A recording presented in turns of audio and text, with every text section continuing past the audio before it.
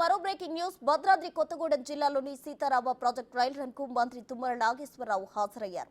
అర్ధరాత్రి 12 గంటలకు ఆస్వాపురం మండలం బీసీ కొత్తూరు వద్ద మొదటి లిఫ్ట్ రైల్ రన్ చేశారు ఇరిగేషన్ అధికారులు. ఈ క్రమంలో ఇవాళ ఉదయం ట్రయల్ రన్ పంప్ హౌస్ ను మంత్రి తుమ్మల పరిశీలించారు. ట్రయల్ రన్ జరుగుతుండటంతో సీతారాం ప్రాజెక్టు ద్వారా ఉమ్మడి ఖమ్మం జిల్లా గోదావరి జలాలతో సస్యశ్యామలమయ్యే పరిస్థితి కనిపిస్తుంది. మరోవైపు ఈ వానాకాలంలోనే వైరా లింక్ కెనాల్ ద్వారా గోదావరి జలాలు వైరా రిజర్వాయర్ కు పారేలా యుద్ధ ప్రాతిపదికన పనులు సాగుతున్నాయి.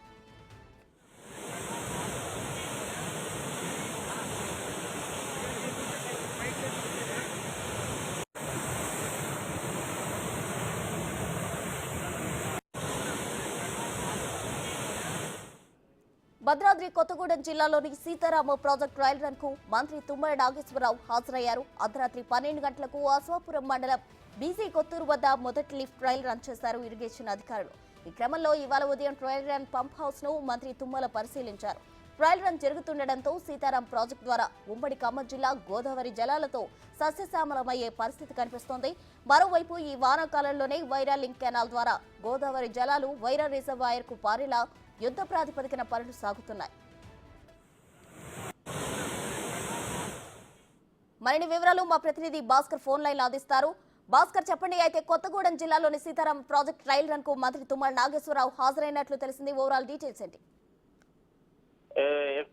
ఇప్పటికే భద్రాద్రి కొత్తగూడెం జిల్లాలో సీతారామ ప్రాజెక్టు మొత్తం మొదటి అంకం ముట్టుబడిందని చెప్పుకోవచ్చు. మొత్తానికైతే కోట్ల రూపాయలు నిధులు వెచ్చించేసి పరిసర ప్రాంతాల ఖమ్మం జిల్లాతో పాటుగా మహబూబాద్ జిల్లాతో పాటు మరికొంత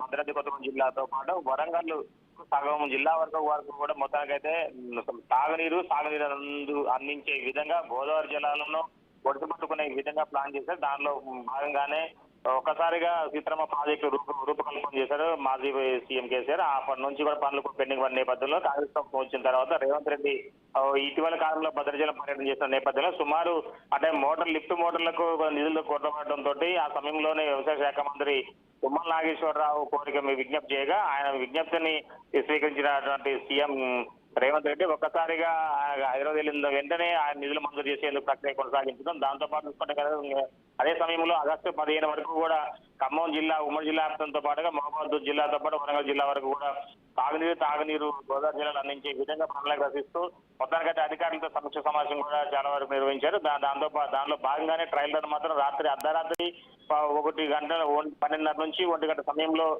గోదావరి ఎక్కడైతే మొదటి పాయింట్ ఉందో అక్కడ నుంచి కూడా అంటే సీతారామ ప్రాజెక్ట్ సంబంధించినటువంటి గోదావరి పాయింట్ దగ్గర నుంచి అంటే ఈ అమ్మవారిపల్లి నుంచి బీజీ కొత్తూరు వరకు కూడా ట్రయల్ రన్ నిర్వహించడం జరిగింది. అక్కడ నుంచి ఈ రోజు మరి కాసేపట్ల మంత్రుల బృందంతో పాటుగా డిప్యూటీ సీఎం అది కోమటి వెంకరెడ్డితో పాటు వ్యవసాయ శాఖ మంత్రి తుమ్మల నాగేశ్వరరావు, రెవెన్యూ శాఖ మంత్రి పొంగులేటి మొత్తం మంత్రి సహచర బృందం మొత్తం కలిపి ఈ రోజున సెకండ్ లిఫ్టింగ్ వరకు కూడా అంటే ఓటర్ని ఎలా పంపించాలి, ఎలా సరఫరా అవుతుందనే దానిపై కూడా క్షుణ్ణంగా పరిశీలించుతున్నారు. దాంతో పాటు మొత్తానికైతే మాత్రం ఖమ్మం జిల్లాలో గోదావరి జిల్లాలో వృధా కాకుండా విధంగా మొత్తానికైతే ఖమ్మం జిల్లాలో వరి సాగుతో పాటు వివిధ పంటలకు సాగుకు అనుకూలంగా ఉండే విధంగా పంటలు అయితే పండించుకునేందుకు రైతులకు అందుబాటులో తీసుకొచ్చే విధంగానే పంటల ఆరంభ సమయంలోనే గోదావరి జిల్లాలో అందించే విధంగా ప్రణాళిక రచించారు.